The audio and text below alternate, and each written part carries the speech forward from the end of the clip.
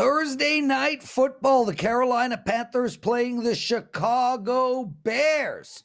And we've switched it up today. I'm doing the big game breakdown, and I am going to take that game apart and tell you exactly how to bet it. Plus, Andy Lang will be joining us, and he has a prop bet for us on that game. There's so much more. This will be an outstanding show. Welcome, everybody, to WagerTalk Today, the world's best daily sports betting show on the planet.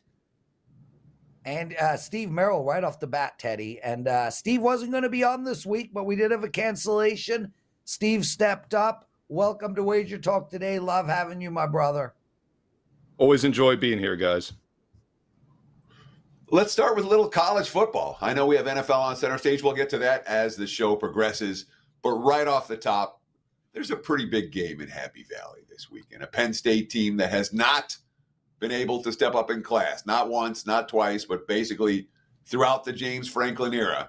Well, they're being asked to step up in class again this week. Look at the WagerTalk live odds screen. I'm seeing Michigan, let's call it 4.5-point favorites, total in the 44.5, 45 range. What do you want to do with the Wolverines and the Nittany Lions? Yeah, Teddy, our biggest game of the week here, and I've talked about it on a couple shows already. It'll be in my top 25 video later tonight on Thursday when that goes live. But we had to talk about it here on WagerTalk Today because it's Teddy covers Michigan Wolverines against, I don't know who, maybe Rob Vino's Penn State Nittany Lions. By the way, I saw Rob earlier today, NBA tip-off show. Rob Vino, Brian Leonard, and myself. Check that out as well. But this is a huge game, and I think there's value with it as well. You know, a few weeks ago, I had a strong best bet on Ohio State minus the 4 to 4.5 when they played Penn State. I mentioned that also, gave that on my top 25 video, also used it on the college football show.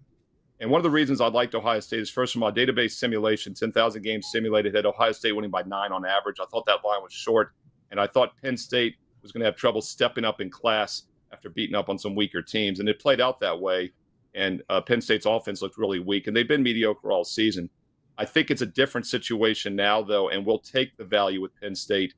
Look, they were a 4 to 4.5-point dog at Ohio State 3 games ago. Now they're a 4.5-point home dog against an equal Michigan team, although in the playoff rankings, Ohio State's ahead of everybody. So you can make an argument Ohio State's a slightly better team. I think Michigan and Ohio State are two really good teams. But it just shows the adjustment in the line based on just a few weeks. And Penn State looked really good last week against Maryland, putting up 51 points. I don't know if that necessarily was the buy side, which what's been a very mediocre offense this year. But the key to this game is the Penn State defense, and it is a legitimate defense. In fact, this is the definition of a defensive home dog, a live home dog, for several reasons. First of all, my database simulation, once again, 10,000 games simulated on average, has Penn State winning this game outright by 1.5 points. So that's another reason I think that line's inflated. I do other projections and simulations. Many of them have them winning straight up, and a lot of them have them winning the yardage battle as well. Another reason I think they're a live home dog. And yes, they're challenged on offense this year, but the defense is lights out. In fact, maybe the best run defense in the country. They're allowing just 59 yards and only 2 yards per carry in all games. They're giving up just 9 points at home, just 11 points, 12 points actually, 11.9 in all games this season, just 4 yards per play. And we talked about Penn State stepping up a few weeks ago. Michigan's the team stepping up now. Wolverines have looked really impressive, but they've faced some weaklings along the way. In fact, they've been favored by 24 or more in every one of their games except 2 of their 9 games this year. In those 2 games, they were a 17 and 19-point road favorite against Nebraska and Minnesota. So I think the fact that Penn State struggled against Ohio State gives us line value now and actually gives them a little bit more of an edge in a big game. I like Penn State here, live dog on Saturday. So I went back and looked at last year's box score. Penn State had a dynamite run defense last year. In fact, for the entirety of the regular season, only one opponent ran for more than 4 yards per carry against Penn State. That opponent was Michigan, who had 7.3 yards per rush and ran for well over 300 yards in that ballgame.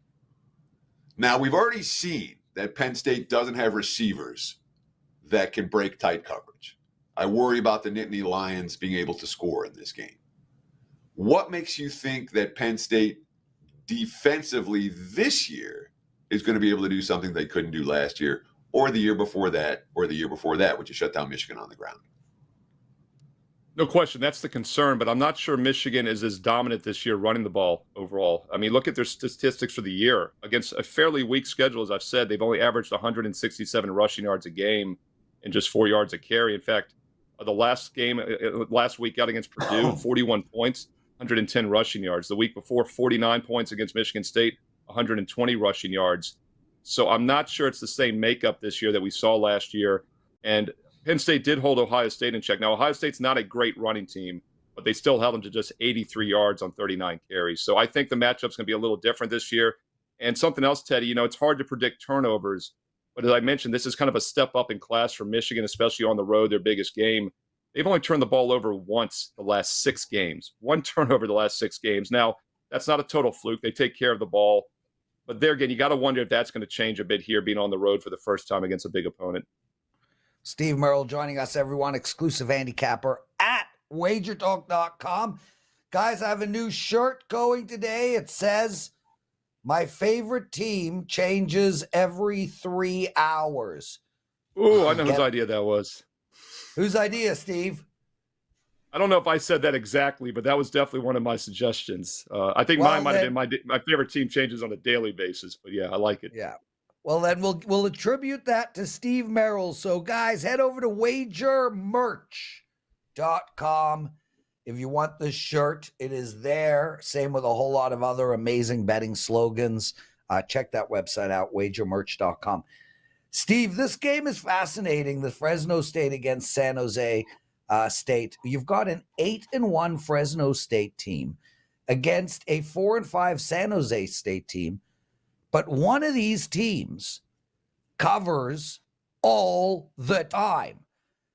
San Jose State is 7-2 ATS. Not only that, but they've covered 3 games in a row. And I mean, covering is an understatement. They were minus 10.5 against Hawaii. They whooped them 35-0.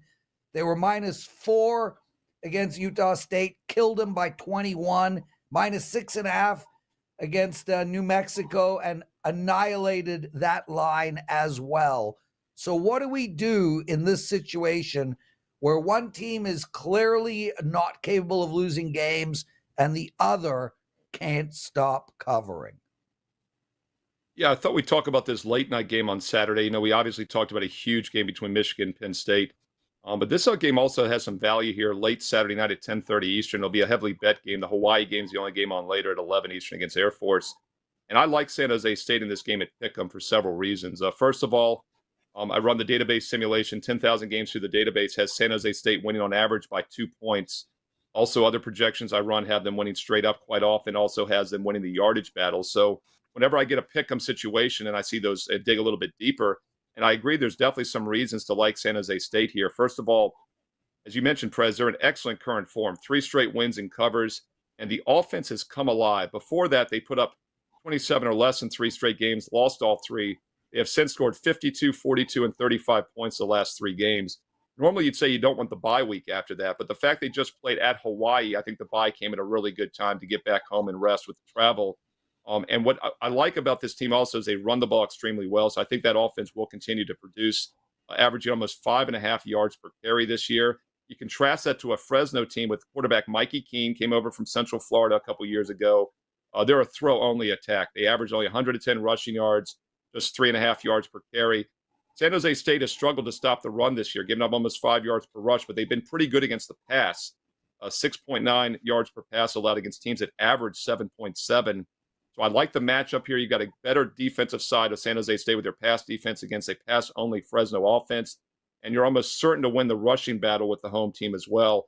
Whenever I can get a pick-em price and know the team is going to probably win the rushing battle, that also makes my short list. And I think this remains an underrated team. I like San Jose State pick-em late night game on Saturday. So San Jose State was sitting at 1-5 straight up. And they got to go to New Mexico, and New Mexico's pretty awful. And New Mexico turned the ball over in that game. They got a home game against Utah State. Utah State's not good. Then they had to go to Hawaii, and Hawaii stinks. So they've beaten 2 very bad teams and 1 mediocre at best team during this 3-game winning streak. And prior to that, obviously, they lost everything. Everything against D1 competition. Now they're facing the best team in the conference. in Fresno. We're certainly, along with Air Force, one of the two best teams in the conference. Are they ready to step up in class, despite the fact that we haven't really seen them capable of stepping up in class this season? Yeah, first of all, those 3 games they lost, they were a dog of about a touchdown or more in all 3 of them. And granted, the 3 games, as you said, that they just won, they were a favorite in all 3 of those. But now it's a pick 'em. And I think that's important because when you're a run-based offense like San Jose State and you get behind, it's tougher to play catch-up. They should be able to keep this game close, even have the lead, I think, for the majority of the game. So I like this match. Steve Merril, we lost Steve Merril somehow or other, Teddy covers. Dude, have you bought one of these shirts yet? Well, being that you had a care package sent to you with however many items were in there, I was assuming that at some point someone would send one to me, but hasn't happened yet. Yeah, they'll just randomly send one to you. Teddy, you don't get any deals, man. You're paying full freaking price. Well, when you would like me to start promoting Wager merch, like you've been promoting Wager merch, send me some shirts and I'll promote Wager merch. You know what? In the meantime, you can promote Wager merch. I will bring you down some shirts. I will get you some shirts, Teddy. I don't know what size you wear. Small, but then with all the hair on your body, extra large? Yeah, pretty much. Yeah. So there we go. Steve Merril, everyone. He did get that pick out, Teddy. And I actually wanted to speak to Steve really briefly about Bitcoin. And I just want to make mention to everybody that, Bitcoin went up $2,000 last night. It did drop about $800 in the last couple of hours, but it is at $36,500 US. It was at $19,000 like 6 months ago. So it's on quite a heater right now. And the reason I wanted to mention it is the halving is in March. And for anybody who follows Bitcoin, the halving is the most important event for the pricing of Bitcoin. Every time there has been a halving, it's always around March. And the run happens at the beginning of November. So twice we've seen it already. The big run has started as far as I'm concerned. So I'm not going to suggest buying Bitcoin, do what you want, but I am telling people who have Bitcoin, hold on, wait it out at least until after March. Okay, Teddy, what did bettors learn last night? Well, my NFL has been disappointing the last couple of weeks. The NBA, brutal start, but college football has been pretty good of late. And there was a MACtion game last night, absolutely jumped off the page at me. I did my due diligence. I made a step-up wager, first 5%er in weeks. And it was wrong from the opening kick. Turnover, touchdown, punt, touchdown, punt, touchdown. It was 28-0, and I turned it off. I started watching NBA. Of course, you got to click back, And of course, in the fourth quarter, they went on the final score was closer than the game was, but just enough to make me turn back and watch a little bit. Scored a late TD, cut it to 26, but plus 19, plus 20 was no good literally from the opening kick. It was a wrong side loser. So first and foremost, what you learn, I never accept wrong sides. All right. They should piss you off as a capper when they happen. You don't accept them. Second, know that sometimes wrong sides are going to happen. They can and inevitably will happen, and you can't beat yourself up about it too much. Cappers, when things go south, really south, when they start beating themselves up and the thought process gets all screwed up, and that's when things go from bad to worse. So you can't beat yourself up too bad. You got to keep grinding, and inevitably it'll turn. When you let you make it crazy, things get worse. So what did I do last night, Prez? I did what I do every night. I watched NBA. I tucked my boy in. I went upstairs to look at box scores, post-game articles, update my power ratings, prepare for tomorrow, which is now today. That's what you do, winning or losing, wrong sides or right sides. Stay calm, breathe, and just keep grinding. That's what I learned last night, Prez. What about you? And of course, the NBA won easy last night. That's not what we highlighted. Yeah. I lost my NBA play last night, Teddy. I had the over in the Boston Philadelphia game. We had a bad third quarter, and that was the end of that. Brickfest. I'm now 10-3 in NBA on the season, so I'm really, really happy with how my NBA is going. But more importantly, everybody knows me for my NHL, and I give out plays on the daily presidential address. 90% of the plays I give out are NHL. I've got a great bet for you guys on my daily presidential address today, so we got to get to 100 likes. But I went 2-0 in hockey last night, so my hockey, everything, another winning night overall. I'm ecstatic with my run, and the timing of my run, Teddy, has been spectacular. November is the biggest month of sports betting and especially sales for us over at WagerTalk. And man, I couldn't have timed this any better. I have just been on full on steam mode for like 2 weeks straight. Sweet. And we've spoken about this. It's like every night you hold your breath. Is this the night? Well, it wasn't last night. It wasn't the night before. I don't ever want the night to come. I got 2 NHL plays up for my clients tonight and 1 college basketball game. I am 0-2 to start the college basketball season, so I'm winning tonight's play, Teddy. It's going to be a 3-0 night for the Prez. Andy Lang joining us, everyone. And Andy, man, you're the best. God, dude. With that said, red is not the color for these shows, bro. I tried it twice. I got reamed out by the people in the chat room, and I'm understanding it. I'm not loving Teddy. That's not red. That's burgundy. Andy is red. Oh. Andy, you got those gorgeous blue eyes, bro. Why aren't you wearing blue? Yeah, see, Andy's so muted right now. What is up with the muting people? Oh, whoops. Sorry. No, I have blue shirts I rotate in. I have red shirts I rotate in, and I even have a purple shirt. No more red. In. Why? It's my color. I've literally been wearing red for years. It's my show, and I'm banning red. Every third show he wears red. I'll take the over. Yeah, absolutely. I will not wear red again on air. Dude, let's get into it, man. You got a prop bet for us on tonight's football game. Regale us with your winning information. Let's take Tyson Bagent under his passing total. 187.5. One book has moved it up to 188.5. This is a pretty simple handicap. Carolina allows 178 yards passing per game. That's 5th best, and they allow 131.8 rushing. A lot of these numbers are mostly because, let's face it, Carolina is down quite a bit. The other team doesn't need to pass, but it just falls into the game script. These are 2 not very good teams. I expect the game to be close. And the Bears, they should have success running the ball. And if they're wanting to win this game, I don't see why they would let Bagent pass the ball very much. He has over 200 yards the last 2 games. They were behind in both those games. The Saints, they were just, coming from behind. Then against the Chargers, I mean, they were down from the very beginning, and most of his yards came in the second half. I don't think they're going to be in this wild, crazy scramble mode. And the other thing that I noticed from the Bears and Bagent last week is, man, every time they had the ball, they let that play clock run down to like 5 seconds. They were trying to limit the amount of possessions that the opposing team can get.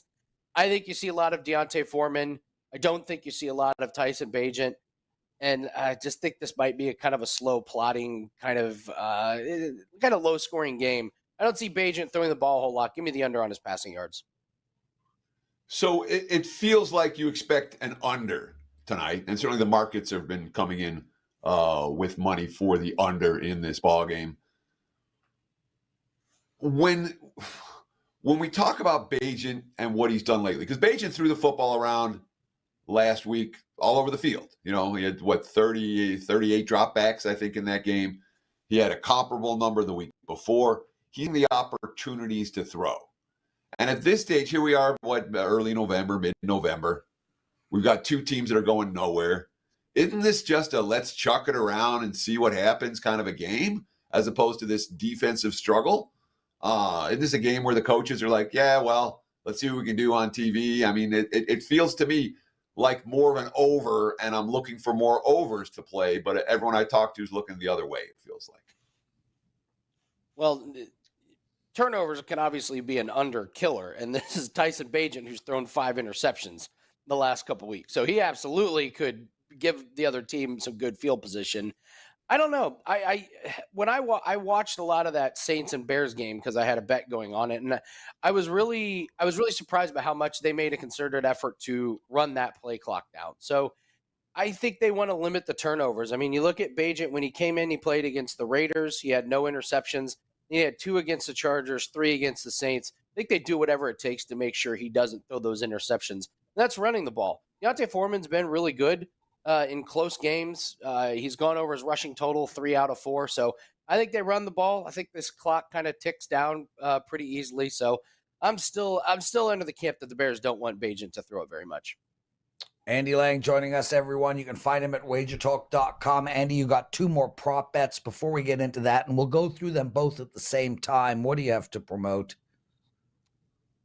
5% NFL play is up. We are number 1 the last 2 seasons in those plays. So grab that. You can use the promo code ALL30, ALL30. It's a promo we've been running all week. $50 off a 30-day pass. We're running good in NHL, running good in NBA. We've only done 1 play a week in college football, and we're 8-2 in those. So we have a play up in college football as well. Low volume. And last week, Teddy, we talked about simplifying, and I took your advice. I have simplified things, low volume, and it has worked. We're positive for the week, so feeling great about everything. Only bummer was we lost play last night when Malcolm Brogdon got hurt 5 minutes into the game, so we lost on his assist total. I was not as calm as you about losing last night, Teddy. I was pacing around my neighborhood, losing a bet when a guy gets hurt 5 minutes into the game. But use the promo code ALL30, ALL30. Get $50 off 30-day pass. All sports, all percentages at WagerTalk.com. Awesome. Teddy? I was going to say, Lang, when it's going on, I'm not fun to hang out with. After the fact, you take your punch, you wipe your face, and you go and sit down and do your work. So it's not a scenario where I'm sitting there going, oh, great, But I've been doing this a long time now. And that's a big difference between Lawrence and I. Lawrence has been doing it a long time too. He still goes crazy with every win and every loss. And I found that it's better for my psychology. And I've been able to calm myself such that I really don't get that low off the losses, and I really don't get that high off the wins. Yeah, well, Teddy, my takeaway from what you just said, and Andy, this is important to make because you do go to Vegas from time to time. Teddy said he's no fun to hang out with when he's losing. That implies that he's fun to hang out with when he's not, and I can speak firsthand that is simply not true. Teddy is no fun to hang out with, period. Okay, Andy, you got a prop bet for us on Aaron Jones and one on Brian Robinson Jr. The mic is all yours. Yeah, 2 running backs. I love the matchups. They've got the same number. Let's take them both over. I'll start with Aaron Jones over 51.5 rushing. Finally, it looks like Aaron Jones is healthy. Hallelujah. He's had that pulled hamstring. Hasn't been able to get much going as the season started, but last week, 20 carries for 73 yards. He was the one that they relied on when they were up big against the Rams. And the Steelers team, we talked about him last week. We talked about Derrick Henry, and we talked about how these Steelers just are bad against the run. So when we look at this Steelers team, 29th worst rush defense, giving up 133 rushing yards per game, and in 8 games, they've allowed 10 running backs to go over their rushing total. I'm going to keep fading this Steelers defense. Aaron Jones over 51.5. And then we have to talk about Brian Robinson. I just love the matchup that Brian Robinson has. So we look at this team that he's playing. We're playing the Seattle Seahawks, and the Seattle Seahawks are by far the worst rush defense in the last 3 games. 193 yards per game they've allowed. Their defense has fallen apart. The Cardinals rushed for 127 yards. DeMercado and Josh Dobbs went over their rushing total. The Browns rushed for 155 yards. Kareem Hunt, Pierre Strong, and P.J. Walker went over their rushing total. Baltimore rushed for 298 yards. Keaton Mitchell, Gus Edwards, Justice Hill, and Lamar Jackson went over their rushing total. So in the last 3 weeks, the Seahawks have let 3 quarterbacks and 6 running backs go over their total. Brian Robinson rushed for 63 yards against New England and 59 against Philly. I love that performance against Philly because Philly is number 1 in rush defense. I think you can look at Brian Robinson. I think you can look at Sam Howell as well. But I like Aaron Jones and Brian Robinson to go over their rushing totals. So in each of the last 2 weeks, the Seahawks defense's problems stem from their inability to stop the quarterback from running the football.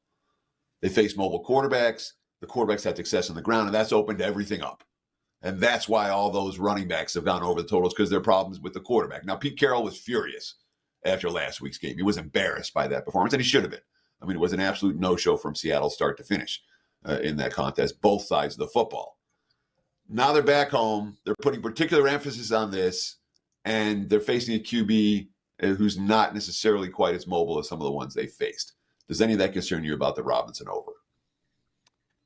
No, Sam Howell can move. 5 carries for 27 yards against New England, 3 for 11 against Philly, 2 for 15. He's not the most immobile quarterback. He takes way too many sacks, 44 sacks this year. So if you're looking at sack props, this is your dream game because he's going to get sacked a couple of times.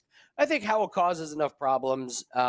Maybe Seattle makes some changes, but it's one of those where I'm going to have to see it to believe it. So I'm still going to stick with Brian Robinson and Sam Howell to get some work done on the ground. Andy Lang, everybody. Awesome stuff. Andy, what shows you on? Any today? We did Road to Millions, and then tomorrow I'm going to be on Puck Time, believe it or not, and we got Prop It Up. And you guys should check all those out. And I have to tell you, I know what fights Kyle Anthony is going to talk about. And the women's fight he's going to talk about is amazing. You got a fighter who's promoting her OnlyFans. You have the other fighter who is openly fighting so she can pay her alimony to her husband, who is an ex-professional surfer. It is an amazing fight with all kinds of storylines, and there is nobody better to break that fight down than Kyle Anthony. So stay with us, everybody. There you go. Outstanding work there, Andy Lang. Teddy, it's time for your big game breakdown that I'm going to do. Knock yourself out. Have fun with it. Okay, guys, it's time for Teddy Covers Big Game Breakdown. I have taken over this segment, but only for today, and we're going to talk about the Carolina-Chicago game, and I'm going to talk about the total. It is currently at 38.5. It was 40 a couple of days ago, and it has been bet down, and I completely agree with the move. So let's start right here. How is this game 38.5?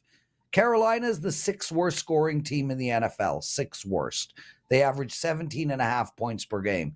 Chicago, not much better. They're in the bottom half of the league in scoring, averaging 21, just under 21 points per game. And that includes games that Justin Fields played. Both of these teams are in the bottom 10 in passing yards. Now, I get that both of these teams have crappy defenses. I understand that. But the Bears have had moments of greatness from a defensive perspective. They held the Vegas Raiders to 12. They held Minnesota to 19. They held Washington to 20. So we have seen the Bears play well this year on defense at least a few times. And now with Montez Sweat, I think we're going to see a much better Bears defensive team. The bottom line here, guys, is not only do I like the under in this game if it was on a Sunday, but it's on a Thursday night, and the Thursday night under is always in effect. Neither of these two teams have had much time to prepare, and it seems like every Thursday night game goes under. I can go on and on about this game, but the bottom line is both of these teams stink offensively, and I think there'll be more field goals and touchdowns in this game. If the score ended 21-17, it's still a half-point winner on 38.5. And I don't think either of these anemic offenses are going to get anywhere near 24 points. A more realistic score from my perspective is 17-13, which is still a full touchdown under the total. I don't see both of these teams getting to 17. I think one will get to 17, but not both. I'm taking the under regardless of the fact that these are two bottom feeders that might air it out. Like we spoke about last year, if you don't have a penis, you can't get laid. So the bottom line here is I don't care if they try air it out. They can't. Teddy Covers, that's my big game breakdown. Thank you for allowing me your spot. Do you want to do the daily presidential address? No. What I'd like to do is Okay. talk a little NFL marketplace for today. We've got 3 teams we're going to bring up NFL marketplace style. Prez, let's start with the LA Chargers, a team with a boatload of potential that oftentimes has failed to live up to that potential. Lots of star power and yet mediocrity year in, year out. What do you want to do? Buying or selling the LA Chargers off that Monday Night Football victory? Teddy, this week is tough, man. They got the Detroit Lions coming in. You know how I feel about Detroit. So moving aside from this week, I think the Chargers are a buy team. I mentioned this last week as well, and I said, you know, we've seen this story play out with the Chargers. We've seen them start slow, year in, year out, and then they put a string together. Why I am most impressed with the Chargers and why I think they're not only a buy team, but one of the bigger buy teams moving forward is they've fixed their defense to a degree. Their edge rushers, Mack and Bosa, are on fire. They're getting an unbelievable amount of pressure on the quarterback. Their weakness is stopping the pass. That can be fixed by a pass rush, and I think we're starting to see that. This Chargers team has weapons everywhere. They're a buy for me. You? Well, let's see. The Chargers have beaten this season the Jets, the Bears, the Raiders, and the Vikings when the Vikings were struggling. I'm a little bit reluctant to ask this team to step up and play well week in, week out. One thing we've seen throughout the Brandon Staley era is a team that's largely inconsistent, a team that hasn't been able to string together extended stretches of quality play. I'm not convinced that changes. There's plenty of talent there, all right? Yeah. There's all kinds of star power in LA, and they could go on a run, but I'm expecting more of the same. I'm expecting a team that finishes in the 500 range, 9-8, maybe 10-7, if things work out in their favor. The New Orleans Saints are an interesting team for me. I think there's a potential buy on New Orleans. I really do. All right. The defense has not played as well as they had earlier in the season. The last couple of weeks, the defense has been gashed. And yet last week, we've been talking about all these Bagent interceptions. That was the Saints defense creating those and making plays. It's certainly still very much a quality defense. My questions for New Orleans this year have all been on the offensive side of the football. Carr hasn't meshed that well in the new system. The offensive line has given him that much time.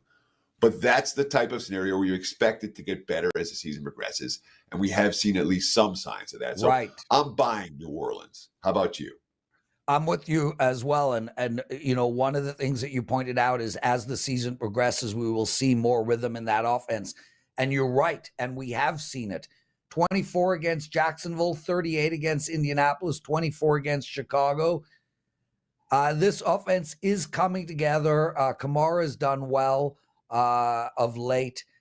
I'm not really high on them. Like if they were a drug, I don't think I'd roll them and smoke them, but I'm higher than lower on the New Orleans Saints. This will be an interesting week as well, going into Minnesota -3. What about the Steelers, Teddy? So one of the things you've been doing that bugs me is you're talking about point totals. Though they scored 20, they scored 24 last week.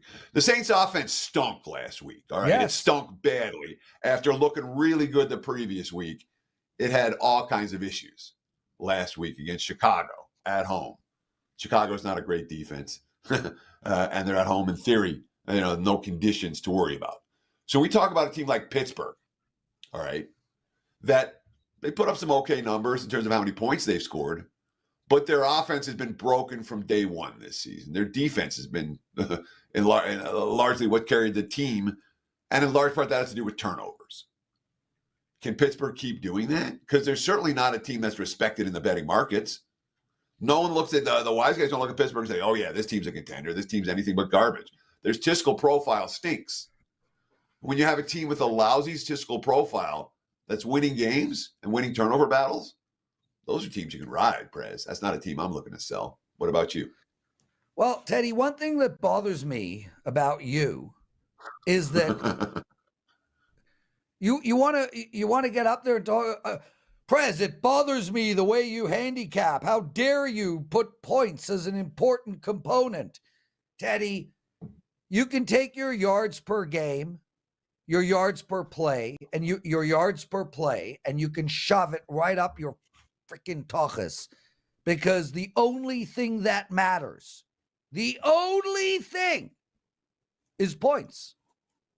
You go over totals on points. You go under totals on points. Nobody bets yards per play. So Correct. there we go. Pittsburgh is a sell team. This team's a piece of poop. I don't know what you're talking about, dude. This team, the Bills and the Chargers are outside of the playoffs right now. And I look at the scenario and I'm like, which team is going to not be in the playoffs to allow either the Bills or the Chargers to sneak in? It's the Pittsburgh Steelers. They have a huge sell sign from the Prez. Okay, that's Marketplace. We still have 7 minutes left to go. We need a lot more likes for a daily presidential address.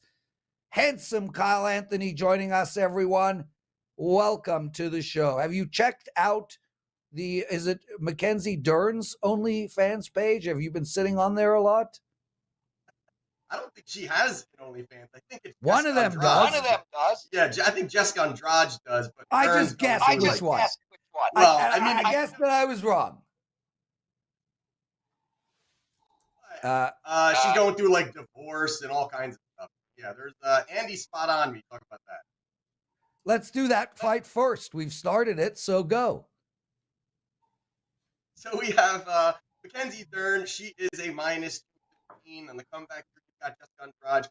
She is plus 165. So when you're looking at this fight here, it's interesting because there are a lot of moving parts of it. And when you're looking at Dern, black belt in jiu-jitsu, high level on the ground, a lot of great things that she does do. And on the Jessica Andrade side, when you're looking at this, former champion, very strong, good in the clinch. But the biggest issue for me here, when you're looking at this side on the Dern side and the minus 215, is really that her best weapon is getting this fight to the ground. But the issue is her inability to get the fight to the ground. She has a 15% takedown success rate. Terrible when you're looking at it, and it is her most likely path, which is pretty bad overall. And I think a lot of people are kind of looking at her most recent fight against Angela Hill, where she got some takedowns, got some control time, did some good things. But overall, over her last 3 fights, she's 4 for 25 on takedowns.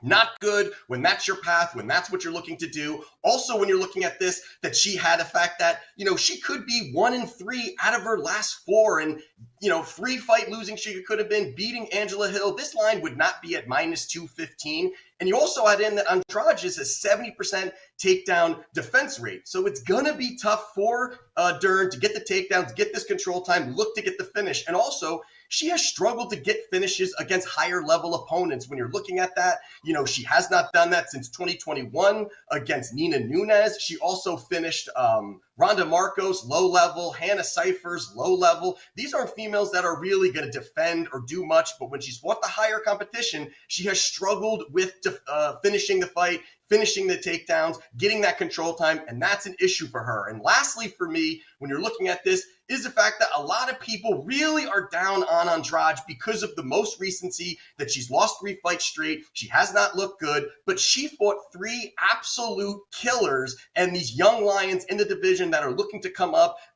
Erin Blanchfield, Jan Shonan, Tatiana Suarez, these are females that are going to fight for titles soon. So I think that this is an overblown. I think that this line is way too wide. When you're looking at this price here, plus 165, I like the dog here. I think it's too wide. I'll take the dog here at the plus 165 mark for Jessica Andrade. Neither look like dogs to me. Just laying that out there. Teddy? UFC 295, Madison Square Garden, Saturday night. The main event. Alex Pereira, Jiri Prochazka. Wow. Right now, I'm looking at the WagerTalk live odds screen. It looks like the money's coming for the dog. Down to minus 125 for Pereira. I'm seeing minus 110 at the Westgate right now. What are we going to do with the main event on Saturday night at Madison Square Garden? Yeah, so this one is an interesting one here. You've got Alex Pereira. He is a monster, one of the best kickboxers on the planet. And then on the other side, you've got Jiri Prochazka, who is unorthodox. He is well-rounded. He's definitely a guy that both these guys can put your lights out at any moment. But the big issue for me is a couple red flags on the Prochazka side. And the first thing is going to be the fact that he's coming off a brutal shoulder injury, which ended up costing him his title. He had been out. So you've got the injury. Now you've got the fact that he's been out for, I think it was a little under a year and a half. So you've got all these things kind of going on, and you've got surgery, you've got recovery time, then you've got to get into fight shape and fight ready. And during all of that, Alex Pereira has elevated. He's become a champion, lost the belt against Izzy. He fought a former champion in Jan Blachowicz, beat him, that gave him this title. So this title opportunity. So there's a lot against Jiri right out the gate. And also the fact that, and I don't know if this is a hot take or not, but Jiri Prochazka's rise to this particular spot, I am not impressed with at all. And real quickly going through it, I mean, when he was fighting in Ryzen before the UFC, he beat guys, low-level guys. If you took their last 4 fights at that time, those guys were 3-9. So he's beating just complete cans. Then he ended up coming to the UFC, fought Volkan Ozdemir. Volkan, shorter reach, had an opportunity to just kind of box him. He was landing on Jiri. Jiri is unorthodox. He leaves his hands down. He was getting hit. Although Jiri got that victory, I don't think it was the greatest showing in that first round. Then he ended up beating Dominic Reyes. Dominic Reyes is 0-4 recently, and I don't think that he's ever going to come back to the UFC. And then on the last one was Glover Teixeira. Glover Teixeira, he beat a 43-year-old Glover Teixeira, fought him tooth and nail for 5 rounds. 43-year-old Glover Teixeira. I think that's a terrible look, to be honest with you. Awesome fight, was back and forth, absolutely crazy, but I don't think that's the greatest look overall. And lastly is the styles. You know, Jiri has defensive inefficiencies. He moves forward with his hands down. He bobs, he weaves. You know, he does very unorthodox kind of movements. That's probably one of the worst things you could possibly do against one of the most elite strikers in the UFC. I think that Pereira is absolutely the side here. I don't agree with any of this movement here. I think that Pereira goes out there. I see an early knockout. I think he goes out there and runs through him in those first few rounds. But I do like just the knockout at any point. It's plus 125 roughly, and you could maybe be getting a better number if this line keeps moving. But I'm taking Alex Pereira via knockout plus 125. Kyle, is the other guy able to use his ponytail as a maneuver? Is that illegal move? Yeah, I don't think you can grab the hair or swing the top of the head, but I don't think that's going to help him anyway. Kyle, so if you and I were hitting the bars on a Saturday night and I was your wingman, would you tell me to shave this gorgeous mustache? Yes.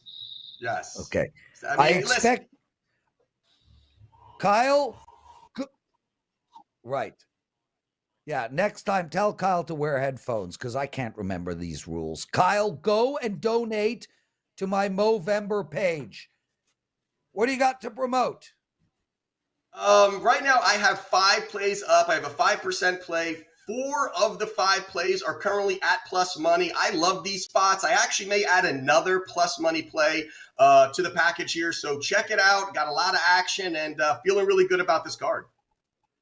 Kyle Anthony, everyone. Teddy covers. We did not make 125 likes. I don't negotiate. Dan, thank you for handling the show. Shout out to our guests, Steve Merril, Andy Lang, and Kyle Anthony. Teddy, we'll see you tomorrow. Take us home, bro. Sure, that's going to wrap it for the Thursday edition of Wager Talk Today. Like Lauren said, same time, same channel tomorrow, 9 a.m. here on the left coast, noon for you back east. Between now and then, enjoy the games and best of luck with all your wagers.